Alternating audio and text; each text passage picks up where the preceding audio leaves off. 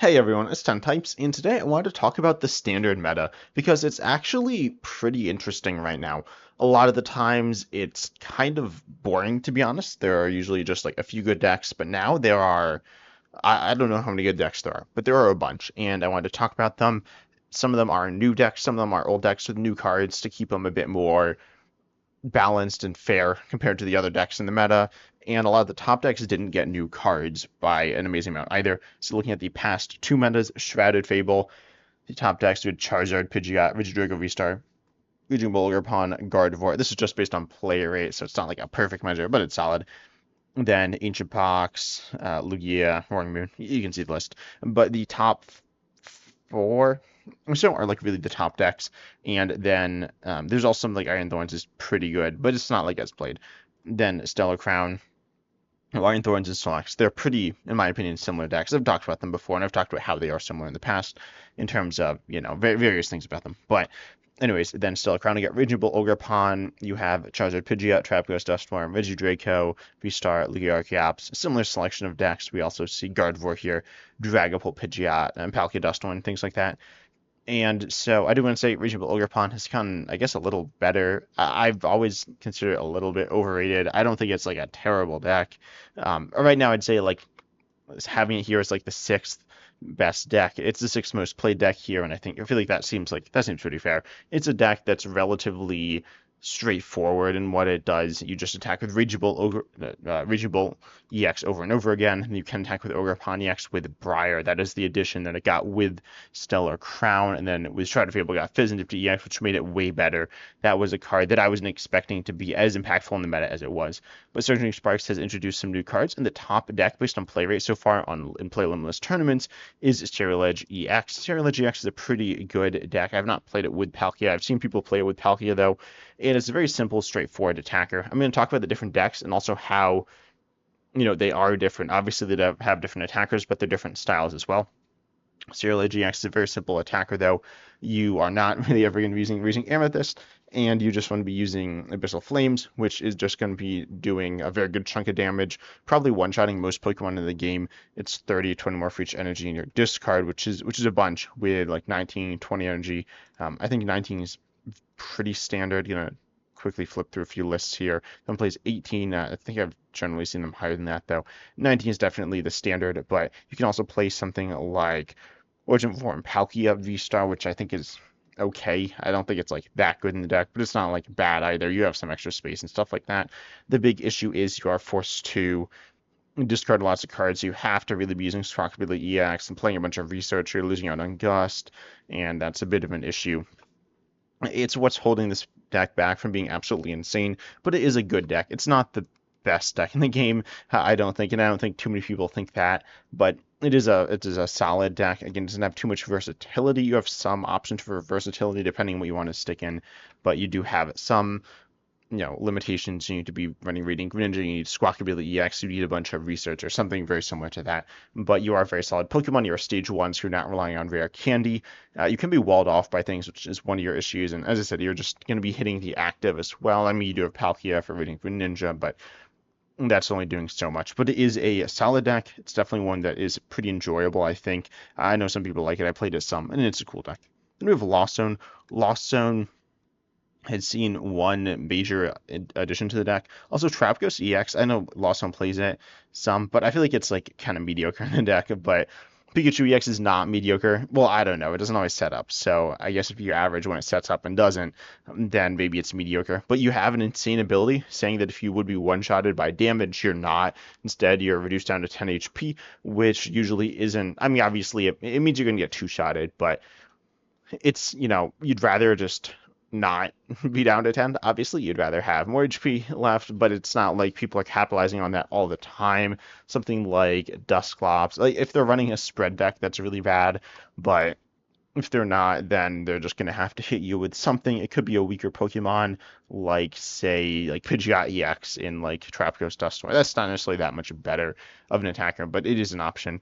Or not much better of an attacker in terms of being like tankier. It's only a little bit tankier than Trapghost EX, but regardless, it is a different option that they would have, and there might be some that are even better. I don't know the the Hoot attacks, I think they're 20. Yeah, that one's 20. Yeah, so one you'd be playing would probably do 20 and would not be an attacker. Would not do 20. It would do 0 with double turbo energy. So you might be hit by something like a Ralts or something weird like that, though. But regardless, the ability is very nice. And then you also have the attack, which is really good as well. 300 for Grass, Lightning, Metal, and you discard 3 energy from this Pokemon, but you can have more than 3. It's not all the energy. So you can Mirage Gate, and you do need to Mirage Gate to set this up. And it is kind of awkward energy. It's not horribly awkward on its own within Lost Zone because Mirage Gate accelerates 2 energies of different types to your Pokemon and energy like from your deck, which is very good. But it is an issue due to the fact that it is going to force you to obviously run all those energy types, and then you can't get as much value consistently out of Sableye or Radiant Greninja and potentially other Pokemon. So you might be cutting some of those energies and just be running maybe even 3 types, probably 4. You could run Psychic, but you're obviously cutting your energies very thin, and you'll struggle to attack with your different Pokemon as consistently because of the thinness of the energy, plus like lost zoning and discarding the energies in ways you don't want. But it is a very solid deck. It is a single prize deck as well. It's not all single prize. I don't know if people consider it a single prize deck, but the Comfies are single prize, and the Cramorant and Sableye are both single prize as well. We do have EXs, which are important. Radiant Greninja is also an attacker and is yet again single prize. Comfrey is not an attacker, but we definitely can play a more single prized focused list with like Radiant Charizard. I don't actually know where that would be, if it's a separate deck or if it's the same deck, but it is a pretty good deck. Here's like some single prize. Mostly single prize focused Lost Zone with Radiant Charizard. You can play that, but that's not that played right now. But it's not like that bad. Then we have Regidrago VSTAR. Regidrago VSTAR hasn't gotten too much. It has a Lone Executor EX, which is like okay in the deck. Regidrago VSTAR copying Dragon Pokemon for the bench, of course, or no, from the discard pile, and then you use the energy cost on Regidrago VSTAR. So you can attack with lots of different energy types, which is obviously important for Dragon type. You have Kyurem, which can be pretty insane as well. You're copying that for cheaper than its attack by a noticeable amount, although if they have colors, it's not. But regardless, also you can actually play Kyurem. Lost Zone is definitely a threat in the metagame right now with, over 5% with this build. Lost Zone is, pushing like 7%, maybe a little more. There might be some other builds, but it's definitely a deck that is played, so Close Experiment is played, so you could get value out of Kyurem. Then you have normal Lost Zone stuff. I do want to say, like, a Lone Executor EX I don't think is super good because of the fact that its first attack, right? It's essentially like a reprint of a card already in the format. Not exactly a reprint, but it is very similar to Dragonite. Saying a reprint's like, it's not a reprint, but it is functionally pretty similar. Where is it? Dragonite here accelerates. It does 180. It actually does 30 more. And you search your deck for 3 basic energy and attach them to your Pokemon in any way you like. The Lone Executor EX is from hand, but that's probably worse. It's probably better to get from the deck. But then the second attack is interesting, where you can do like this snipe basic attack or instantly knock out your opponent's active basic. That is nice because you can't necessarily do that with. You could do it with Giratina V-Star usually, but then you're lost zoning energies and you're not probably taking the one shot with Dragapult EX, so it is a nice attack here. I don't know how good it is. I've played against a decent chunk of Regidrago V-Star decks, and I don't think been hit by Lone Executor EX, except for, I think I've been hit. If you're playing an all basic deck, the second attack is kind of scary for you. So Lone Executor does add some depth to the deck. It's not an insane card. Probably the weakest of the attackers in the deck that you're copying, but it is a solid addition and is helping the deck stay relevant. Though I don't think it impacts the deck a ton, but it is a nice addition. The deck that has been, I think, impacted the most, obviously, like Ceruledge EX is like new, but Miraidon EX has the Magneton, which is really nice for accelerating a bunch of energies from the discard, and it's a card that allows you to either apply pressure pretty early on, probably not turn 1, but relatively early on. And also it allows you to stay within the game if your electric generators are missing, either like they're not like they just miss the energies, or you aren't able to draw the electric generators, or whatever it is. It can pretty easily make up for the lack of energies that you want. It's a very solid card, and in terms of the prize trade, it's not that bad. Usually, we see Iron Bundle and Zapdos, so if those are in play, then your opponent could like Dusknoir them or something. There can be issues, but it's not generally that big of a deal knocking out a Magneton, so Magneton is a really nice addition to the deck. Pikachu EX is here yet again. Its ability is okay in the deck, and its attack doesn't do anything, but it is a card that allows you to use Area Zero under depths much better than with, or in my opinion, much better than with Mewtwo EX because of like the higher retreat cost, which doesn't necessarily matter, but before it did. But now you have Latias EX. Latias EX is also an awesome addition to the deck. It's really good in all big basic decks, and you now have the ability Skyliner, giving all basic Pokemon no retreat. That's absolutely insane. It's like super strong because it's good in all basic decks because you have like Iron Hand DX with high retreat, but even anything with just like one retreat, that's annoying. So now you don't need to run many switch cards. Would you see a switch card allowing you to like Photon Blaster back to back or whatever? It has use cases, and if your opponent still axes you, then you'll be quite upset. That will not end well, but assuming that doesn't happen, Latias X is really, really good for allowing the deck to move around and preserving energies as well. The one weird thing, now you don't have free retreating tools or retreat cost reducing tools, and so you have less tools to hit off of Arvin and Stewer Box as well, but it's still definitely a really, really great card in the deck. I mean, saying like it takes out other slots from the deck, it like says you don't need to play other cards is generally a good thing, but you still have the weird thing with Arvin. Not really, there are more Arvins than tools, but still, it's a really, really good addition. Then we have Charizard. I'll talk about Raging Bolt Ogerpon next, actually. Raging Bolt Ogerpon is, I talked about it a tiny bit at the beginning. You do have the new Latias EX, which I think is good within the deck. Apparently, a lot of people are playing it like this. Is this the same list? This is a pretty similar list. It might be the same. I'm not actually sure. But regardless, you can play it like I feel like the Slitherwing like. What's it for? Is it for Pikachu EX? It might be for Pikachu EX because it does allow you to one-shot that. I keep seeing Slitherwing and it's like I don't know. I'm kind of just like why exactly are you playing Slitherwing? Because it is two fightings. Comparing it to like Koraidon, apparently a lot of lists are playing it. Um, Not that it's like a terrible card in the deck, but I feel like its value is pretty mediocre. Yes, you are fighting Pokemon that does allow you to one-shot Pheasantipti EX, but again, you have that same value on Koraidon generally, and you're doing more damage. You're just doing more damage with the Koraidon. I feel like the Koraidon is a really good card. I feel like Slitherwing is not a very good card, but maybe it is here for like Lost Zone specifically. I imagine it probably does help in that matchup. That matchup is apparently still bad. I mean, like things can go badly, but regardless, yeah. Tell me down below if the Slitherwing is for Lost or is for Pikachu EX or if it's for something else. And then why is it Slitherwing over Koraidon, right? Obviously, there are times when you can't Koraidon. Koraidon is only after you've attacked with another ancient Pokemon, but still, Slitherwing also does like lots of self damage, which isn't usually ideal if you can avoid it. But regardless, Raging Bolt Ogerpon is a deck in a pretty decent position right now. You could even play like weird like Dusknoir or something. But regardless, definitely a solid deck, but not like the best deck, but not bad either. It's definitely in the higher tier. Gholdengo is really interesting now with Energy Search Pro, which allows you to just search out as many energies of different types as you want, basic energies of different types. So you can just get theoretically 8 energies. That's probably not going to always happen, but it could definitely happen some. And obviously that's a lot of energies. You can just go grab it and then just knock something out. So it is very strong for that one turn. It is not a very good ace spec. It's like just in general, comparing it to something like Prime Catcher or whatever. So you are losing out on other things. I don't remember what the ace spec was before. Was it like the Prime Catcher and some? I wonder if people played Unfair Stamp. I feel like that would make sense. But Prime Catcher is obviously a very good ace spec. But regardless, now you're not playing those, which is a bit of an issue.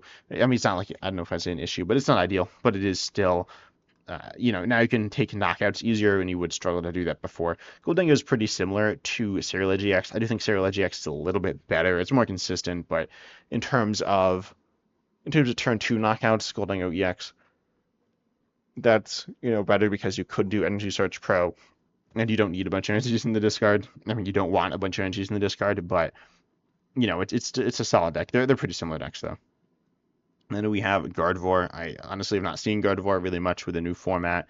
Nothing too crazy going on here, but it's still a good deck. It is a fun deck or some people like it because you're a single price attacking deck and you have lots of energy acceleration and you have an interesting draw engine that's not like insane. You don't just get every card you want every single turn, but you get a lot of cards, and you can draw a bunch and discard a bunch and do some cool things there. Then we have Hydreigon EX. Hydreigon EX is the ninth most played deck. What? Okay. So Hydreigon EX is a pretty interesting deck with lots of different options. I've talked about it in the past. It has serious consistency issues, but it does have also a ton of cool options, and it's just a pretty interesting deck. It's a bit of a weird deck, but it is a cool deck here. Then we have Pidgeot Control apparently is the 10th most played deck. Like, the meta is kind of weird. Oh, I skipped Charizard Pidgeot. I was like, I thought I skipped a deck, and I did. Charizard Pidgeot, I don't really think got much new from this set, but still a very good deck. You have the Dusknoir line, you have Pidgeot EX for consistency, and I also want to talk about Trafficos Dusknoir. This is actually, like, I haven't played that much Charizard EX, but I have played it some. But recently was the first time I played Trafficos Dusknoir since it, like, came out, where I just played a few games and I found issues with it the first few games. But I think this is probably the list I was playing. I just, like, grabbed it off a Limitless. Trafficos Dusknoir is really good. It's felt like really, really, really strong. I play, as I said, this exact list. I probably would, I might drop the Vitality Band. I don't know. But regardless, it's felt really solid. Wait, this is not the list I played, because the one I played doesn't have closest tenacity, so I don't know what list I copied. But I think this is the list. It played Thorn. Oh, and it played Energy Gelato. Yeah. Regardless, it's definitely a pretty strong deck. You can just take lots of prizes with Dust. This isn't. I don't know. I don't know what list I played, but this is, you have Dusknoir, you have the Noctowls, you have Pidgeot EX, you have Trapco EX is a solid attacker, but really you're like a Dusknoir Noctowl Pidgeot deck with a solid attacking option, and it's a pretty interesting deck with different lines and different options. It's a very fun deck. The attacker, I said this when Noctowl, or not when well, yeah, I guess when Noctowl, but when Trapco EX came out, it's like Trapco EX is a really cool deck, except for Trapagos EX, because Trapagos EX is kind of boring. But the other cards in the deck are super interesting and super strong. Then we have, and it plays kind of like Charizard Pidgeot. Then we have Pidgeot Control. I've not really played much of this. I've seen some different lists. I found them all kind of sketchy. I think I played one that was like a Ditto control list as well, which was kind of cool. And so you have lots of different options. You have Counter Gain, which is new. You have Black Hero EX, which is new. And Counter Gain's like really good for allowing you to attack easier. And so you can attack with Luxury V for just like one. I mean, it's good, and it's searchable off of Arvin. It's just a very solid tool. Then this list seems pretty similar. I don't know exactly how similar. It looks like it's quite similar, though. Might be the same, but might not be. Regardless, it's definitely a deck that is kind of interesting. Apparently, people have kind of settled on a list here. But why do they play different Night Stretcher Arts? How does that even happen? Regardless, it's definitely a solid deck. One I haven't really played too much. Tell me down below in the comments if you've played the deck, how much you've enjoyed it, like how it plays. I mean, I played Pidgeot Control in the past, just kind of bring stuff up, trap them, you wall things off. It's a mixture of a control deck and stall options as well. With the Mimikyu, really that's the main one. Plus, obviously, you have like pennies and extra HP with Hero's Cape or Bravery Charm. Then the Black Hero EX is also interesting, and obviously very good in certain matchups. You paralyze your opponent's active Pokemon if it's a dragon, and usually they can't really get out of that very easily, so that's quite strong there. And then we also have Ancient Box. Oh no, we have Lugia Archetypes next. Lugia Archetypes is really doing the same thing it's always been doing. I don't think too many changes have come to the list. Lugia has definitely not been one of my favorite decks because of its early gaming consistencies, but it is still a very good deck when it's set up. It's not one I've seen too much, but it is a good deck. I know some people really enjoy it because you can get so much energies on the board. Then Ancient Box is a pretty interesting deck that I've been looking at. I want to find a list with what I want to find a list with the new Miraidon. The Miraidon I think is really good. I've only played it a little bit. I played Ancient Box, or not Ancient Box. I played. Okay, why is everyone playing Walking Wakes? Like, not good. I mean, it's not the worst card, but it's kind of weird. So, anyways, you obviously have the new Miraidon to do extra damage, and I think it's a good card. I think it's a really good card in different decks because it's like cheap and stuff like that. But you do have Ancient Box still, excuse me, still kicking around doing different things with, the Roaring Moons, the Great Tusks, and the Flooded Marines, and all that good stuff. Just a very powerful single prize attacker there. Then we do have Iron Thorns EX, doing Iron Thorns things. Or Caludon, Turbo Dust, Turbo Roaring Moon, Snorlax, Palkia, Dusknoir, and I guess I'll cover these two decks, Encountering Fire and Dragapult Dusknoir. And Iron Thorns, is doing Iron Thorns. Oh wait, that's not Iron Thorns. That's not like regular Iron Thorns. Okay, what? Just all sorts of things have been thrown into Iron Thorns. It's not just Quad Thorns, but Quad Thorns is still being played. I feel like that's like a pretty different. There is or not Palkia. There was a Dragapult with Iron Thorns. I haven't really played this. I kind of played it without Precious Trolley, but you could use Precious Trolley to search out a bunch of Dreepies, put them onto the bench, and Iron Thorns EXs and put them onto the bench, and then go ahead and just, power up using TM Evolution. It's a really interesting deck. I want to mess around with it a little bit, but it does seem really cool. Then you have just the regular walling, like just a big walls build. We do have Iron Thorns EX to slow down your opponent, though it's not the level where you're just like completely relying on it to carry you.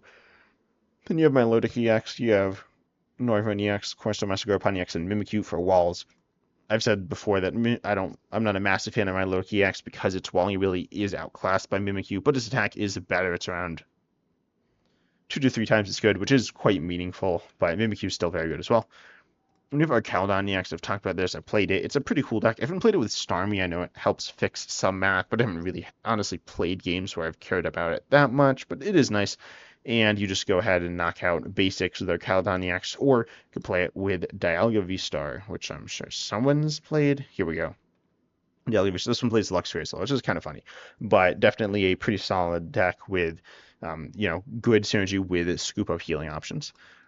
Then we have Turbo Roaring Moon. This is the deck that I've been playing just recently with Miraidon. I felt like this deck is super good with Miraidon. I feel like Miraidon is really good. I like it. It's not like insane or broken. It's not like better than Ceruledge EX, but it is a really cool card. I mean, maybe it is. It's probably not though. But you do have just a great damage output. I mean, you can instantly knock out anything with Roaring Moon EX, and then it's just a very, very solid Pokemon here. Then your solid deck with a bunch of solid Pokemon. Snorlax is still, pretty good doing Snorlax things. I'm still playing like Boxed Order. I guess people are playing that. I didn't actually know like why people just decided to do it now. But yeah, I guess not everyone's doing it, but I've definitely seen Boxed Order. But regardless, it's a pretty solid deck here. Nothing too crazy. It's definitely not as good as it has been, but it's not bad either. Palkia Dusknoir is a deck that's been kicking around a little bit with like Greninja EX and stuff. A solid Dusknoir deck. I think it's worse than like Charizard EX or Pidgeot, Pidgeot EX, Charizard EX or Trapghost EX, but it is still pretty solid. Then Gouging Fire EX you have with like Roaring Moon EX as well, and you got just different attacking options. It's a pretty interesting deck where you can hit decent amounts of damage, and you have Energy Switch. You can do some pretty cool things. I haven't played with it too much. I haven't really seen it that much either. But it is a pretty interesting deck. And then we have Dragapult Dusknoir, of course, still very good. I don't think it's a bad deck at all. Admittedly, like the spread isn't, I mean, it's good, but how much better is it than like Charizard EX or Trapghost EX in terms of to compensate for the lower damage? I'm not exactly sure how good it is because Dragapult EX is kind of awkward, but with the Sparkling Crystal, it's not that awkward. But overall, the metas are really interesting. In my opinion, with a bunch of viable decks. Even as you scroll down, these decks aren't like terrible by any means, but the top like 15 or so are all completely viable decks. I mean, I don't know if I'd say every single one of them is, but a lot of them are, and it is a really, really interesting meta right now, in my opinion. But I hope you also find the meta good. But if you enjoy the video, consider liking the video, subscribing to the channel, and also joining the channel with the join button to support me. That's a great way to do it. But I hope you enjoyed, and as always, I'm excited to see you in the next video.